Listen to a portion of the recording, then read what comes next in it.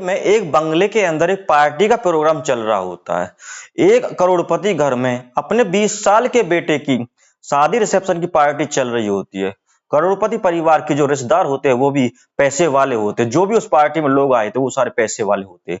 अब उस घर का जो बेटा स्टेज पर जाकर अनाउंसमेंट करता है कि माँ और पिताजी आप जहां भी हैं स्टेज पर आ जाइए।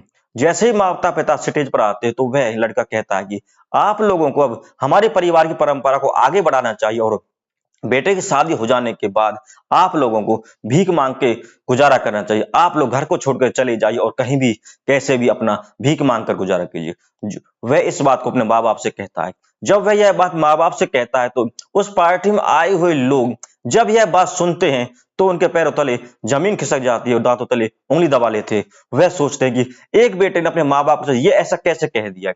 इस घटना की पूरी सच्चाई जानने के लिए, पूरी जानकारी लेने के लिए वीडियो में अंत तक बने रहिए। वीडियो को लाइक कीजिए, चैनल को सब्सक्राइब कीजिए ताकि मेरा हौसला बढ़ता रहे। नमस्कार दोस्तों, स्वागत है आपका हमारे यूट्यूब चैनल। दोस्तों, मुंबई की यह घटना जब रमेश नाम का व्यक्ति होता है जिसकी उम्र 60-65 वर्ष की होती है, उसकी पत्नी का बहुत पहले ही देहांत हो जाता है।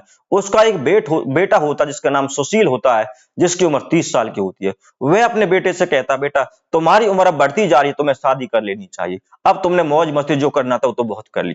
तो वह अपने बेटे सुशील की शादी बड़ी धूमधाम से कर देता है। सुशील की पत्नी आ जाती है, वो अच्छे से सुशील के घर को संभाल लेती है और अपने उसके पिता रमेश की अच्छे से देखभाल करती है, अच्छे से सेवा करती है, समय पर खाना देती है, अच्छे कपड़े पहनने के लिए देती है। कुछ दिन ऐसा समय से चलता रहता है, अच्छा चलता रहता है। लेकिन कुछ दिनों के बाद जो सुशील की पत्नी होती है वो रमेश के साथ अच्छा व्यवहार नहीं करती, उसकी अच्छे देखभाल नहीं करती, उसे अच्छे से खाना नहीं देती, उसे अच्छे से इज्जत नहीं करती।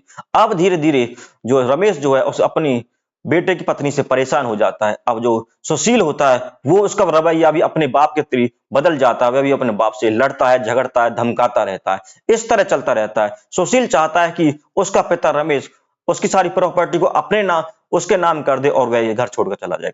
अब जो है सुशील जो है अपने बाप को मारता, पीटता, धमकाता रहता है, उसे टॉर्चर करता रहता है। इस तरह समय बीतता रहता है और वह चाहता है कि सुशील चाहता है कि मेरा पिता जो है पागल घोषित कर दूं और इसकी सारी जमीन को अपने नाम ले लूं। अब वह अपने इस मकसद में कामयाब हो जाता है और रमेश को पागल घोषित कर देता है और रमेश की सारी प्रॉपर्टी को अपने नाम करा लेता है। और जब प्रॉपर्टी नाम हो जाती है तो फिर रमेश को कहता है कि अब तुम्हें इस घर से निकल जाना चाहिए, तुम्हारा इस घर में कोई काम नहीं है। तुम्हें जैसे हमारे परिवार के लोग भीख मांग कर खाना खाते ऐसे तुम्हें भी कहीं भी जाओ और भीख मांग कर अपना गुजारा करो, अपनी जिंदगी पूरी करो। अब जब बेटा यह बात कह देता है तो रमेश को निकलना ही होता। वह मन ही मन अपनी पत्नी के बारे में सोचता। वह कहता है कि पत्नी के बारे में सोचता है और जब घर के अंदर सामान लेने के लिए जाता है और पत्नी की तस्वीर के सामने खड़े होकर रोने लगता है और कहता है, मन ही मन कहता है, सावित्री अगर तुम आज जीवित होती तो मेरे साथ ऐसी घटना नहीं होती, मेरे साथ ऐसी बात नहीं होती। वो इस तरह मन ही मन कहता और अपनी पत्नी की तस्वीर को उतार कर थैले में लेकर वो घर से बाहर निकलता है। जब वह घर से बाहर निकलता है तो बार बार पीछे मुड़कर अपने घर की तरफ देखता है, क्योंकि उसका घर से बाहर निकलने में उसका दिल टूट जाता। बड़ी मेहनत और बड़ी लगन से उसने अपने घर की एक एक ईंट जोड़कर अपने घर को बनाया था। आज उसी घर से उसका बेटा उसे बाहर निकाल रहा है। इस तरह उसे बहुत ही जोर पड़ता है और बहुत ही दिल टूटता है। लेकिन वो आगे चलता रहता है और पीछे मुड़कर देखता रहता है। लेकिन वो करता भी क्या, बेटे ने उसे हुक्म दे दिया था घर से बाहर निकलने का। अब उसे घर से बाहर निकलना, घर से छोड़ जाने के बाद और कोई दूसरा रास्ता नहीं बचता। वो घर के छोड़कर चला जाता है और एक गुरुद्वारे में चला जाता है जहां बहुत सारे भिखारी लाइन लगा के बैठे हुए थे।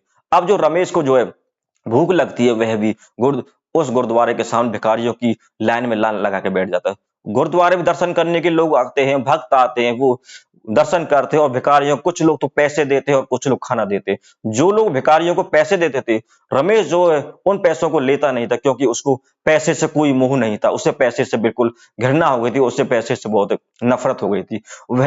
वह मन ही मन सोचता है कि अगर औलाद सही है तो एक गरीब आदमी भी करोड़पति जैसा सुख भोग सकता है, करोड़पति की तरह रह सकता है।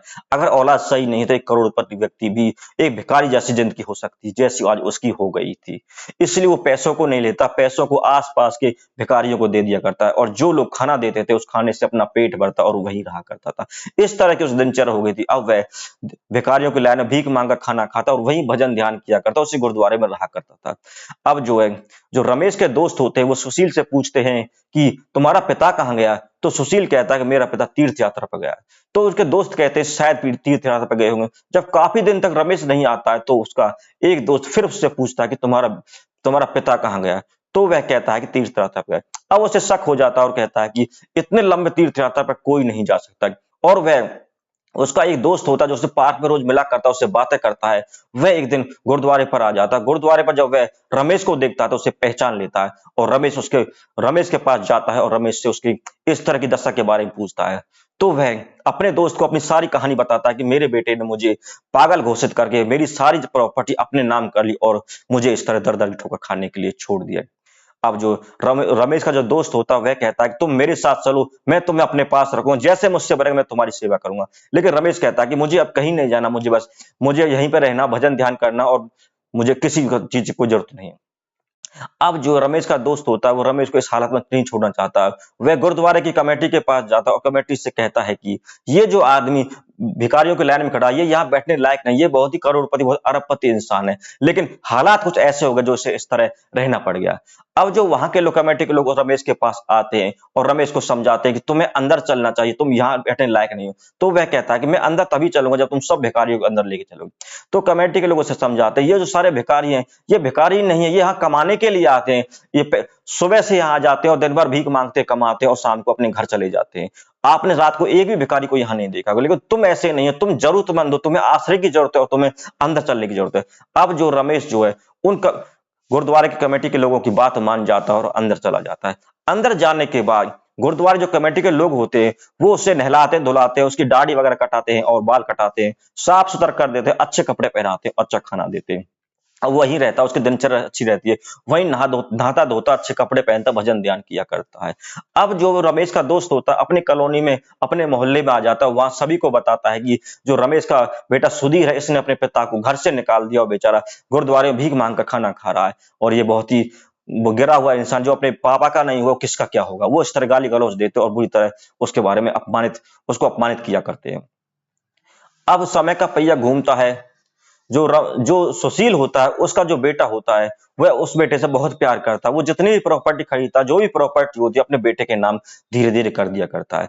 अब सुशील का बेटा बड़ा हो जाता है, उसकी शादी का रिसेप्शन की पार्टी होती है, उसी पार्टी में ऐसे ही पार्टी चलती है जैसे कि रमेश ने अपने बेटे की दी थी। इस तरह पार्टी चलती रहती है और पार्टी में जो सुशील होता वो अपने पार्टी का एंजॉय करता रहता है। जो सुशील का बेटा होता है वो माइक में अनाउंसमेंट करता है और अपने माता पिता को अपने पास बुलाता है और उनसे कहता है कि हमारे परिवार की परंपरा है कि जब बेटे की शादी हो जाती है तो उसके माँ बाप को घर को छोड़ के चले जाते हैं और भीख मांगकर अपना कहीं भी गुजारा करते हैं।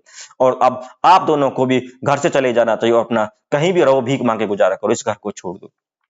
वह सुशील जब अपने बेटे की यह बात सुनता है तो वह बहुत दुखी हो जाता है और उसे अपने पिता वाली बात ध्यान आ जाती है और वह कहता है कि बेटा अब हम कहाँ जाएंगे।